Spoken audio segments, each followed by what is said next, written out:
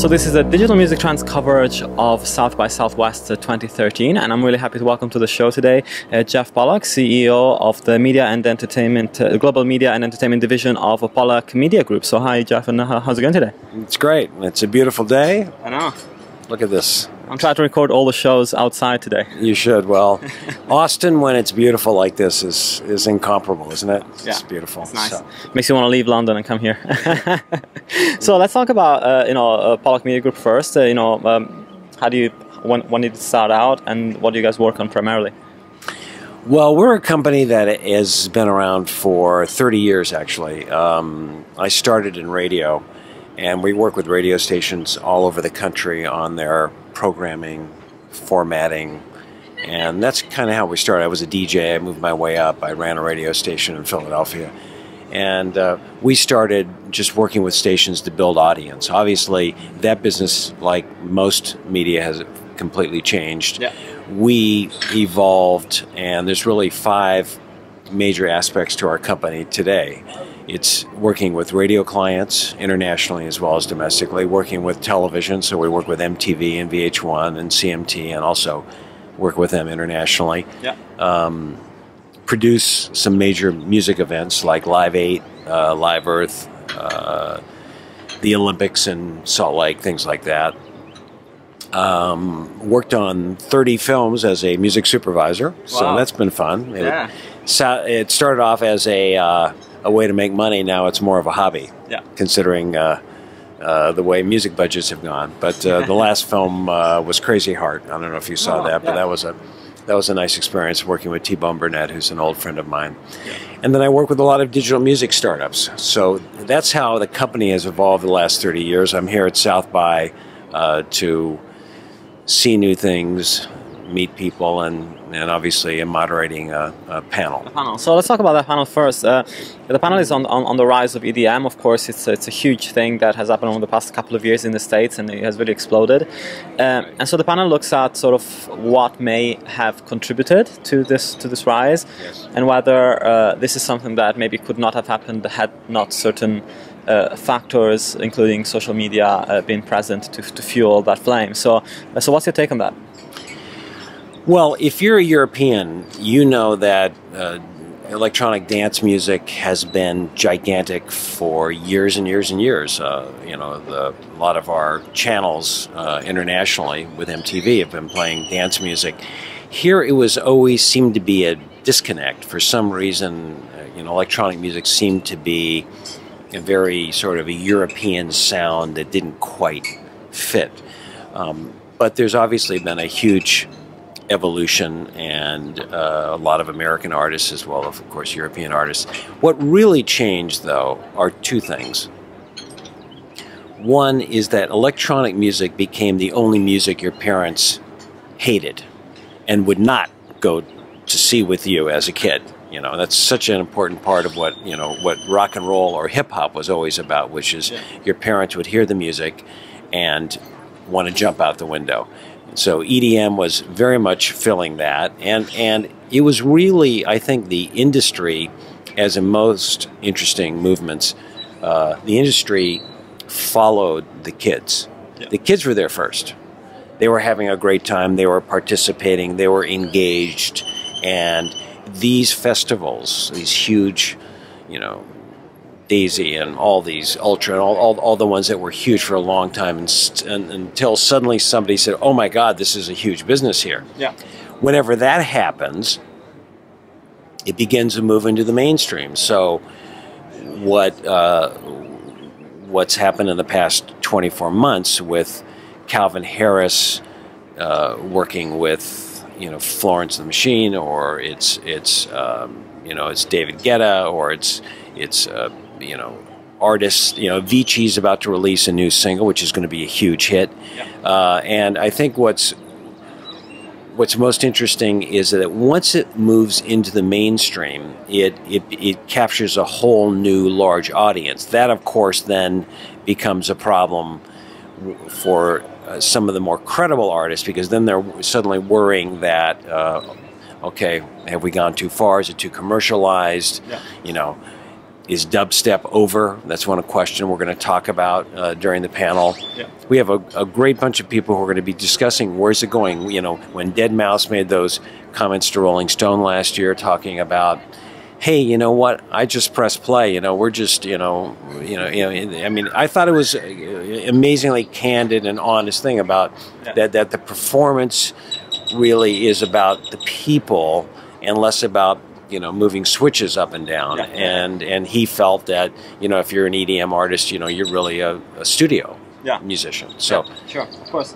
And looking at the startup space, of course, you have worked a lot on the Big Bang conference, which is a yearly conference working on looking at new trends in the digital media and music, especially. So, what's your take on the latest sort of wave of music startups that are out there? And is there a specific field that you feel is particularly interesting on that front?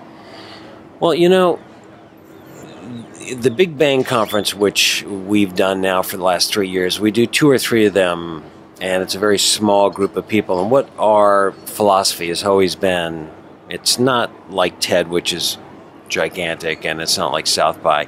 Big Bang was always meant to put together music, tech, artists, managers, labels, people with new ideas, because there was so much whining and, you know, people crying about the old business that had disappeared, and I was fed up with it. And I'd go to these conferences and people would talk about the old days, and, you know, there's a lot of good new days ahead of us. And so it's a very optimistic, who's doing something that's interesting now, who's making money in a different way, and very much Big Bang is dedicated to talking to people that have something positive to report. You know, one of our rules of Big Bang is no looking back. You know, we're about the future. So I'm quite optimistic now about the new music business, because I think people really are trying, you know, fascinating ideas. Yeah. And although you may look at the numbers and say the streaming numbers that get paid directly to artists are very, very small. There are other ways that people are generating, you know, income. And so, you know, look, is it going to be a battle? Of course it is. But you know, I continue to see new ideas that excite me.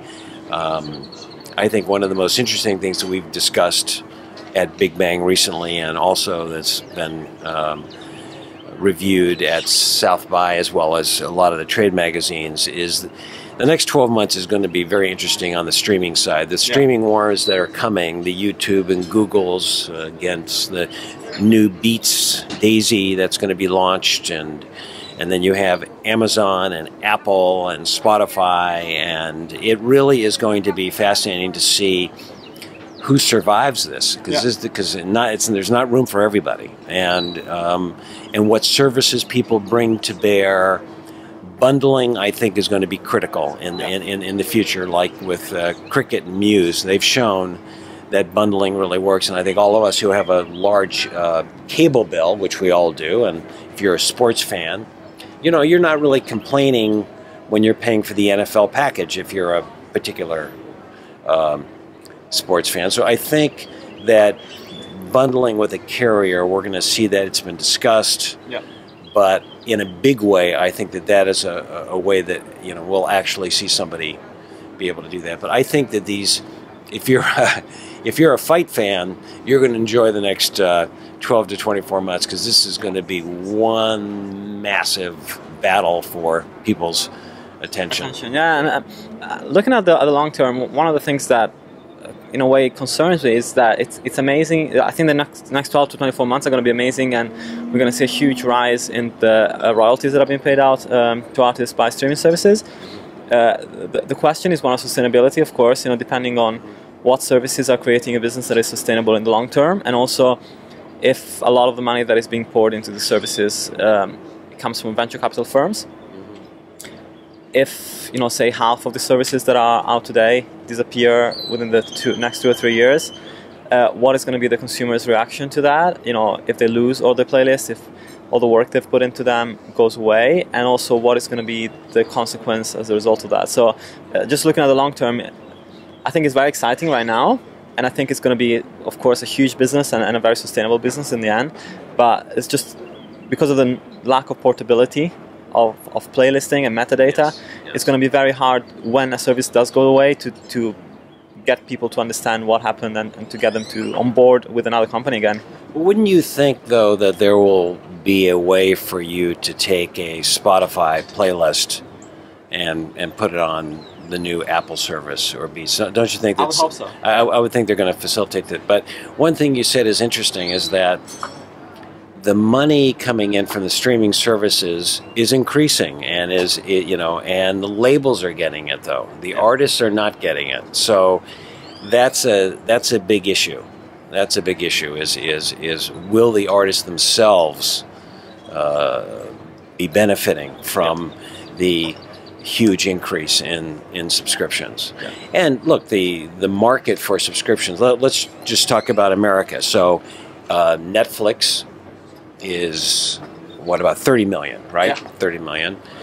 Sirius XM is 24 million. So you start, as a music service, you start looking at those numbers and you start saying, okay, so if Spotify is about 1 million in the US, the upside looks quite large. You start saying that people are getting more and more used to paying for things and subscribing. So subscription really is, I think, a smart way to go. They're just going to have to, I don't think it's going to look like it looks like now, though. I think they're going to have to add things to it that make it sort of undeniable. Yeah. Something that really, you say, look, I don't mind the $5 a month. It's not a lot of money. I have access to all these tracks. But I don't think it's the number of tracks as much as the other things that you're adding to the service that make me compelled to pay it. You know what I mean? I don't know that 20 million tracks. I don't need 20 million tracks if I'm a user. I don't need that many. Of course. Well, it was great having you on the show. I think everybody should go and check out what you do on the Huffington Post as well. It's an interesting blog on live, and also check out is it pollackmedia.com. Pollackmedia.com. You have a pretty great blog with some interesting articles, so you should go and check that out as well. Yes, and if you have trouble sleeping, I would recommend reading my blog regularly. No, it's good, and I appreciate all the people I get to meet here at South by, because there's a great energy and excitement, and I really encourage entrepreneurs to keep at it. And if people keep saying, there's no money in music, it's not true. You got to find the right idea that people will say that's worth paying for. That's great. Well, thank you so much for your time, and you can find all the other interviews from South by on digitalmusictrends.com/SXSW. Thanks again, Jeff. Thank you very much. Appreciate it.